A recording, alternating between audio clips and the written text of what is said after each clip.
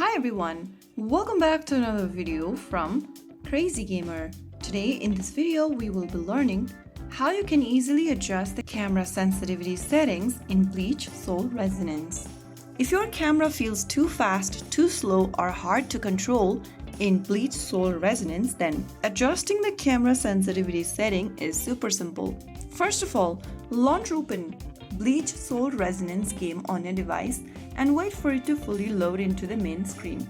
Once you're inside the home page, go to the upper right corner and tap on the menu button.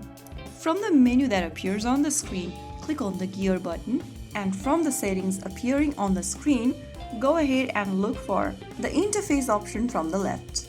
After you open up interface, click on the camera sensitivity option and go ahead and adjust it to your preference. Simply go ahead and slide the little slider and move it to the right or to the left. If you move it to the right, then this will make your camera movement faster. If you move it to the left, then this will slow down your camera movement. So make sure to start with small changes so it does not feel too different at once. And once you are done with the adjusting, get back to the home page or the game section and see if that is okay with you. So after you do that, you will notice the difference instantly. That is how you can easily change the camera sensitivity on BLEACH Soul Resonance.